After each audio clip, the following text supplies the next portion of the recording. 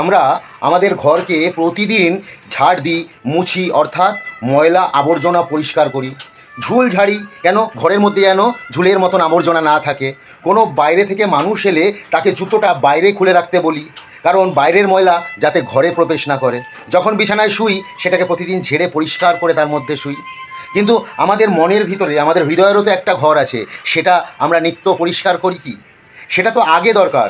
কেন? আমাদের মধ্যে যে পরনিন্দা, পরচর্চা, হিংসা, লোভ, পরশ্রী কাতরতা, এই যে ময়লা আবর্জনাগুলো প্রতি মুহূর্তে সমাজ থেকে ঢুকছে, সেগুলোকেও তো পরিষ্কার করার প্রয়োজন আছে। আমার তো একমাত্র লক্ষ্য থাকবে কর্মের প্রতি, এবং নিষ্ঠাযুক্তভাবে সৎ পথে থেকে সত্যের সাথে ঈশ্বরের নাম নিয়ে কর্ম করা। তো সেই রকমই আমাদের নিজেদের মনের ঘরকেও প্রতিদিন পরিষ্কার করতে হয়। বাইরে থেকে যেরকম জুতোর ময়লা আমরা ঘরে ঢুকতে দিই না, সেরকম বাইরের কোনো মানুষ যদি আমাকে কোনো রকমভাবে খারাপ যুক্তি দেয় বা আমার মনকে, আমার মনের ঘরকে ময়লা করতে চায়, তাকেও সাবধান করে বাইরেই আটকে দেওয়া উচিত, তাই নাকি? রাধে রাধে।